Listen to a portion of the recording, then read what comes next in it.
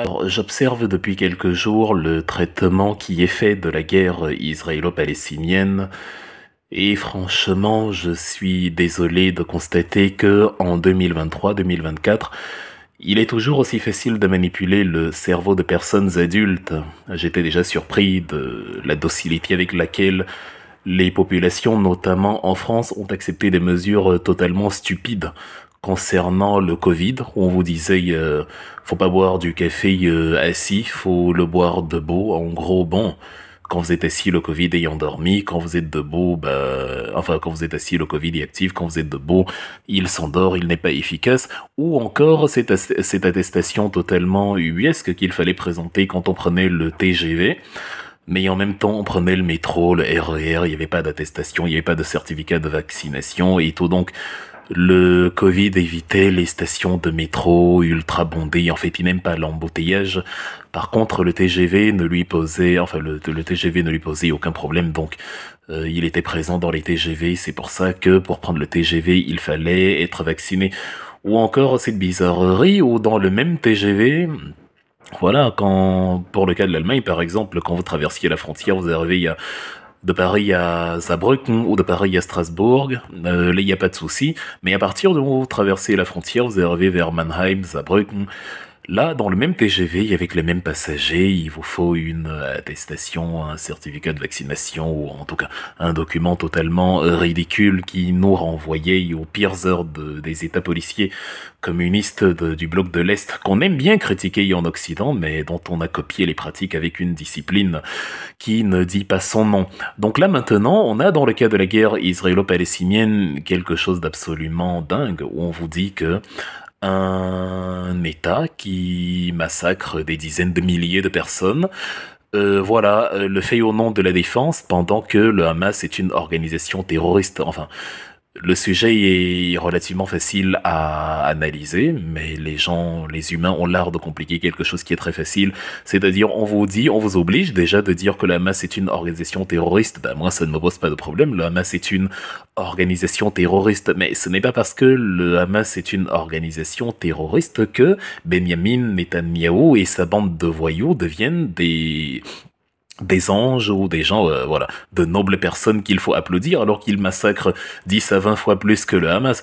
Vous prenez un enfant à Gaza, vous prenez un enfant à Jérusalem, côté israélien, chacun des deux enfants se prend une bombe, il perd un bras, un œil. Je peux vous assurer que aucun de ces enfants n'a envie de savoir si c'est des terroristes ou des gens du gouvernement qui l'ont mis dans cet état. Voilà, il s'en fout. Il a mal et la douleur ne diminue pas parce que ce n'était pas des terroristes. Donc, les familles qu'on a endeuillées à Gaza, les gens qu'on massacre tous les jours, les gens qu'on enferme dans une sorte de, dans une, voilà, dans une sorte de cocon où vous avez à gauche, donc à l'ouest, la mer, vous avez au nord, au sud et à l'est Israël, des gens qu'on enferme là et qu'on mitraille comme ça, ils n'ont pas la possibilité de s'échapper, c'est totalement barbare, c'est totalement mesquin, c'est totalement cynique. Je vous dis, ce que Benjamin Netanyahou pratique, c'est du terrorisme. Le gouvernement israélien pratique tout autant le terrorisme que le Hamas pratique le terrorisme. L'exemple, prenez, je sais pas, vous êtes à la maison, vous vous faites, dans un état de droit d'ailleurs, vous faites violer par des bandits, par des malfrats, par des hommes sans foi ni loi. Maintenant, vous décidez, pour vous venger, de les violer, eux, et de violer aussi leur entourage, leurs femmes, bref, des gens qui ne vous ont rien fait. Vous n'allez pas continuer, vous n'allez pas vous en sortir en disant je le fais au nom de la défense. Non, si quelqu'un vous a violé, si quelqu'un vous a coupé un bras, le fait d'aller couper un bras aussi à sa femme, à sa fille, à son cousin, à son oncle, à son neveu, ça ne veut rien dire. Vous devenez un meurtrier pire que le meurtrier qui vous a fait du mal. Là, on ne parle plus de se défendre, là, on crée un mal plus grand que le mal qu'on a créé. Le monde ne se porte pas plus bien, le monde ne se porte pas mieux après ce que Israël fait à Gaza, absolument pas. Sans compter que plus on crée de la souffrance, plus on crée des morts, plus la progéniture de ces gens-là qui sont tués, les parents de ces enfants-là qui sont tués, les femmes, les cousins de ces gens-là qui sont massacrés par l'État d'Israël. Ne venez pas leur dire Israël a le droit de se défendre. Ils vous diront mais un État pas aussi puissant qu'Israël? Est-ce qu'ils n'avaient pas les moyens de, je sais pas, de pratiquer des assassinats ciblés, d'essayer de débusquer les dirigeants du Hamas par leur service de renseignement dans les pays où ils se trouvent, les pays du Golfe, au Moyen-Orient, etc. Est-ce que ce n'était pas possible? Pourquoi venir tuer 8 000 enfants, 10 000 enfants pour assassiner, pour liquider deux, trois dirigeants du Hamas? Non, le terrorisme ne fonctionne d'ailleurs pas sur la base des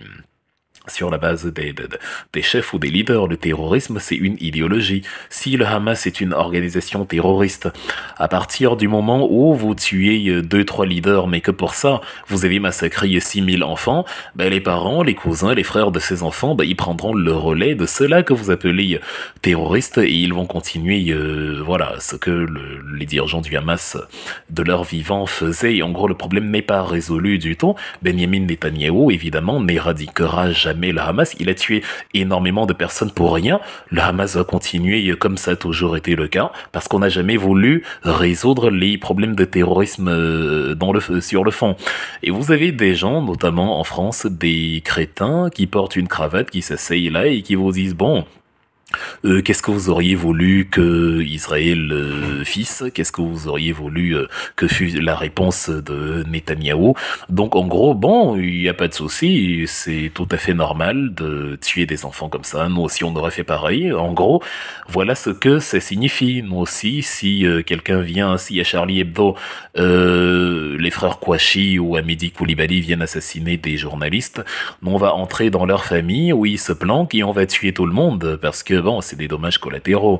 On a éradiqué la menace contre Charlie Hebdo, même si à la fin on a tué bien plus de personnes que Charlie Hebdo. Voilà la logique de l'État d'Israël, l'armée soi-disant, le service de renseignement soi-disant le plus puissant du monde, incapable de débusquer des terroristes qui ont des moyens rudimentaires et qui, pour les éliminer, est obligé d'assassiner des enfants par milliers.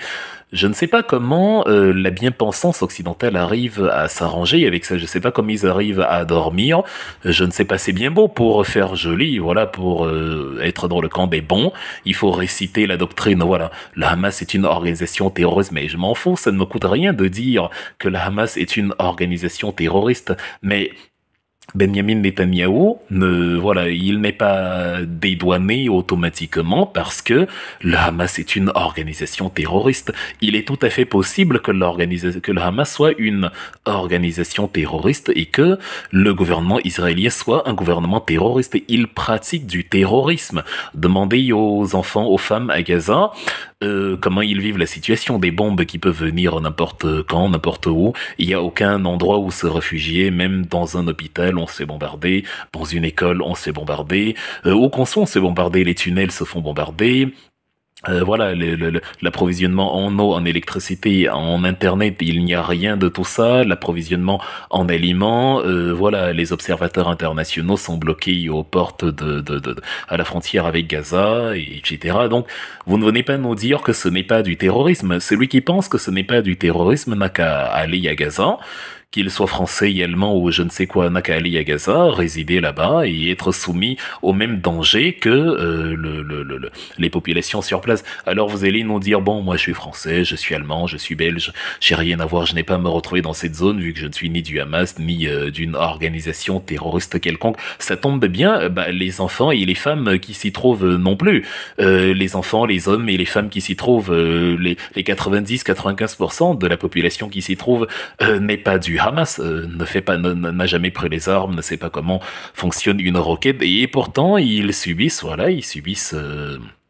le danger permanent, les bombardements, les éborgnements, les amputations, voilà, il y a des enfants qu'on ampute sans anesthésie, il y a des gens comme ça qu'on opère, voilà, à la bougie, qu'on opère avec des moyens totalement archaïques parce que il y a un déficit d'approvisionnement en matériel. Donc, à partir du moment où vous savez que vous ne pouvez pas vivre dans ces zones dans les conditions actuelles, vous êtes d'accord que c'est une organisation terroriste. Parce que il tue en Israël, et Benjamin Netanyahou a tué plus de civils que Vladimir Poutine. Donc si Vladimir Poutine est un terroriste, je ne vois pas comment vous considérez l'argument selon lequel, oui, c'est Poutine qui a attaqué en premier.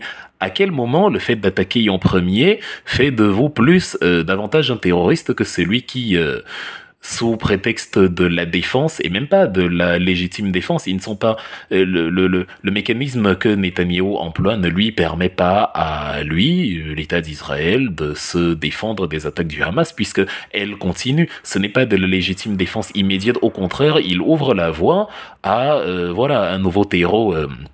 C'est un nouveau terreau fertile pour le terrorisme parce que l'idéologie, elle est nourrie par ces massacres. Le terrorisme se combat par la prévention. Il faut éviter de donner aux gens des prétextes de pratiquer du terrorisme. La politique coloniale d'Israël, la politique expansionniste au nez et à la barbe des clauses des Nations Unies est ce qui nourrit, qui contribue à nourrir le terrorisme actuel. Évidemment, ce ne sont pas des enfants de cœur de l'autre côté, mais ce n'est pas pour autant qu'on va éviter de faire l'histoire. C'est pas des enfants de cœur et on les a aidés à ne pas être des enfants de cœur en continuant de poursuivre ce qui leur sert de prétexte aujourd'hui pour vouloir l'anéantissement de l'État d'Israël, c'est-à-dire depuis la guerre des 6 jours, la guerre du Kippour, depuis voilà l'affaire du plateau du Golan ou de la péninsule du Sinaï. Bon, ça a été, il y a eu des arrangements. Le Sinaï a été remis, une partie du plateau du Golan a été remise aussi à la Syrie, mais voilà, les velléités d'expansion d'Israël, la politique coloniale et le racisme permanent qu'il pratique dans les zones occupées ne contribuent pas à apaiser ceux qui n'aiment pas l'État d'Israël. Et plutôt que de pratiquer la prévention, plutôt que d'essayer d'éviter qu'il y ait des radicalisations de masse dans les années qui viennent. Non, on bombarde, on canarde, on dit on a le droit de nous défendre. Bon, bienvenue dans le cycle de la violence.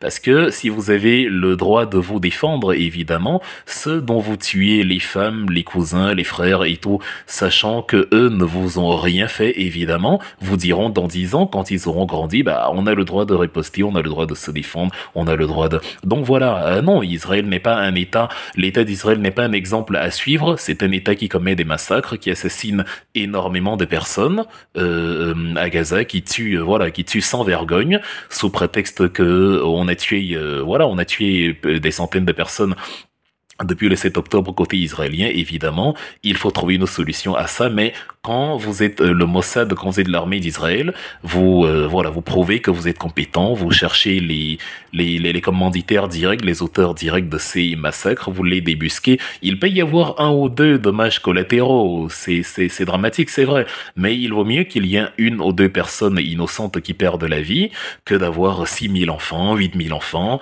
3 000 femmes, des choses comme ça qui perdent la vie. Une vie, c'est voilà, c'est toujours un drame de perdre une vie. Évidemment, une vie vaut une vie, mais il vaut mieux perdre une vie que d'en perdre des milliers, parce que une vie ne vaut pas 1000 vies. Une vie vaut une vie, et 1000 vies valent 1000 vies. Donc je préfère sacrifier une personne pour en sauver 1000 que de tuer 1000 personnes parce que je voulais en éliminer deux. Ça n'a absolument pas de sens. Donc l'argument, il est stupide, et donc les bien-pensants ici, parce que en France, voilà, ils contrôlent les médias, ils contrôlent l'opinion, ils sont financés dans voilà, dans les coulisses par ces gens-là qui tiennent les principales plateformes de l'information, et donc forcément on vous enseigne une sorte de doctrine qui voilà, annihile l'indépendance cérébrale, qui annihile votre capacité à penser. On ne vous demande plus de penser, on vous demande de réciter, et tout ce que vous dites quand vous faites de l'histoire, puisqu'on n'est pas à réciter la sacro-sainte formule Israël, le Hamas est une organisation terroriste, tout ce que vous dites devient faux. Ben non, ce n'est pas ça. C'est de l'enfantillage, c'est de l'imbécilisation à outrance. On ne demande pas à quelqu'un de dire certains mots, certaines paroles pour que le reste des choses qu'il va dire soient valables. Imagine, je dis, bon, je refuse de dire le Hamas est une organisation terroriste, mais qu'ensuite je vous dis, il faut regarder à gauche et à droite avant de traverser, il faut faire attention au feu rouge.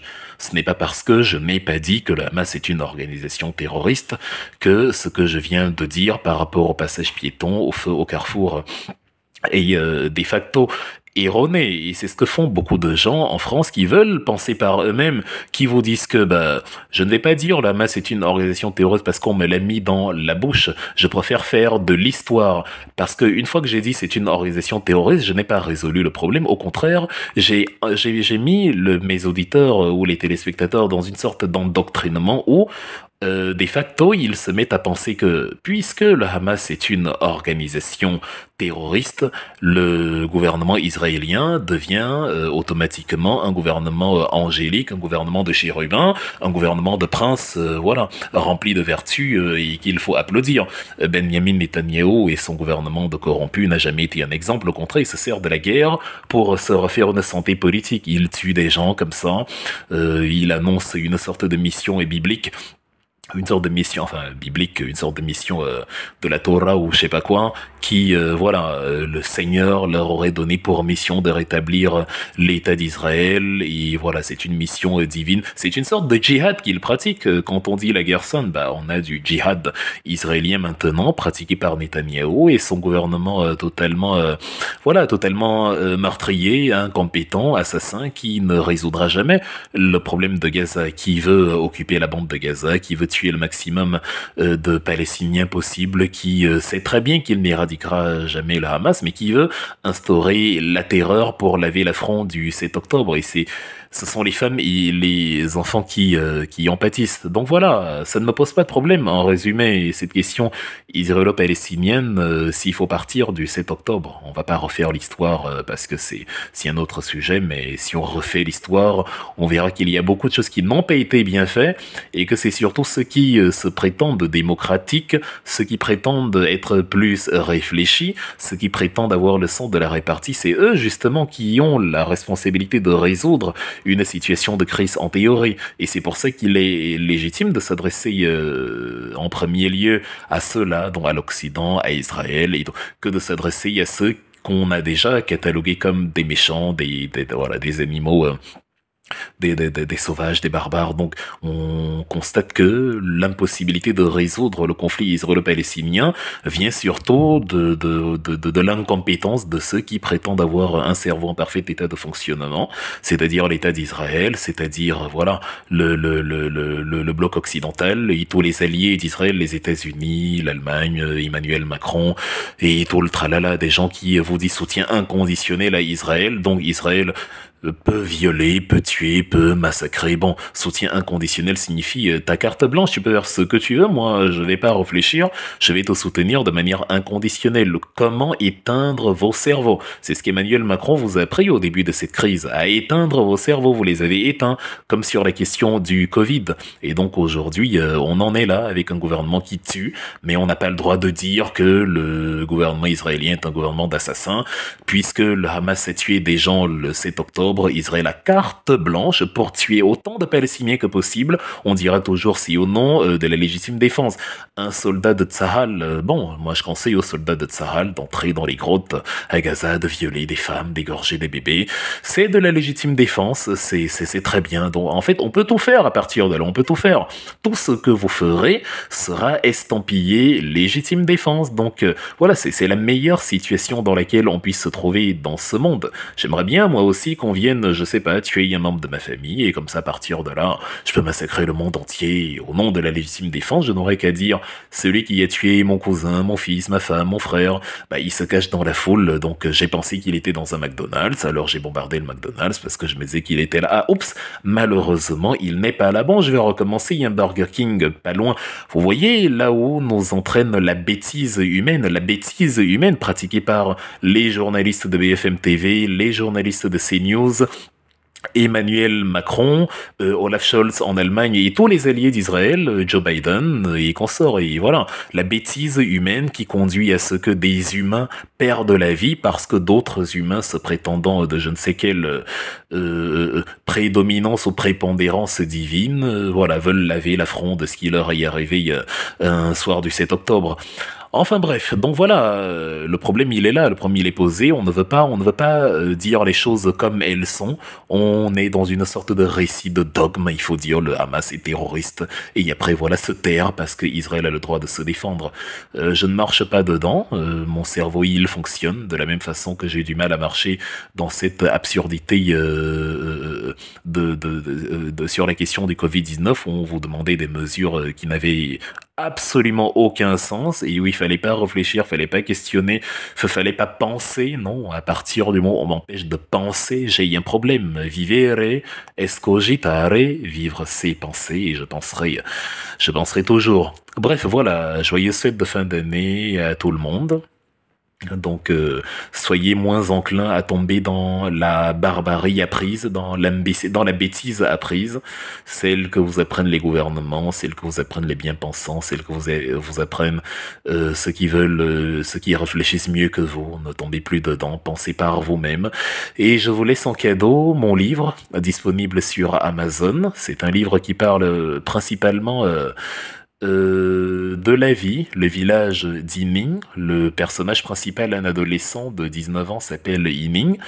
Il vit dans une sorte de plateau, dans un village mystérieux où il ne sait pas comment il est arrivé là. Il y a énormément de secrets enfouis, énormément de questions qui n'ont pas de réponse. Et Iming, qui signifie la vie dans ma langue maternelle du Cameroun, letton, Iming qui signifie la vie, et voilà. Il se dit, il y a des gens dans ce village qui ont des secrets, qui ont les réponses à ces mystères, et il faut que je les trouve, il faut que je les perce. Donc c'est un livre d'initiation, un livre d'apprentissage, un livre qui vous apprend à rallumer vos cerveaux, un livre qui vous apprend que les choses de la vie ne sont pas ce qu'elles semblent être, qu'il y a derrière le dit, le non-dit, qu'il n'y a pas de blanc ni de noir, il y a beaucoup de gris, que tout est à nuancer, que tout est à considérer selon les contextes, que tout est à considérer au cas par cas, et que ceux qui se font gifler, même si ceux qui les giflent n'ont pas raison de le faire, ceux-là ont quand même peut-être quelque part giflé auparavant et qu'aujourd'hui ils reçoivent un retour de bâton certes pas légitime parce qu'il y a d'autres moyens, mais un retour de bâton qui, à défaut d'avoir une justification, a une origine, une explication. Donc voilà, le village d'Iming est disponible sur Amazon, sur toutes les plateformes Amazon du monde. Il est adapté aux adolescents, aux enfants, à la famille. Voilà, ce n'est pas un livre politique, mais c'est une métaphore de la vie, une métaphore des dangers qui nous guettent, une métaphore des premières impressions qui ne sont pas toujours ce que l'on croit, une métaphore de la vérité et évidemment une métaphore du mensonge et un au revoir à la bêtise humaine. Je vous recommande de l'acheter fortement, il vous fera plaisir. J'ai essayé de l'écrire simplement, il est très agréable à lire. Une lecture pour les enfants le soir avant de se coucher, une lecture pour vous-même dans le train, une lecture pour les hommes, pour les femmes, une lecture atemporelle, une lecture transgénérationnelle, une lecture voilà, qui défie les genres, qui défie les âges, une lecture sans prétention, mais voilà, une lecture qui sera sans aucun doute un enrichissement et voilà qui vous apprendra certainement à chaque fois que vous voyez quelque chose qui est bleu de vous dire que bah c'était peut-être simplement je sais pas du vert et du jaune ensuite qu'on a mélangé et ça donnait ce que ça donnait voilà et que ce bleu là n'est peut-être pas ce que je pense et que voilà donc c'est ma réponse. Bon, je l'ai écrit avant la guerre du Hamas, mais c'est ma réponse à tous ces endoctrinements, tous ces carcans dans lesquels on essaie de nous enfermer et on veut que nous pensions de manière uniforme, de manière unilatérale. Alors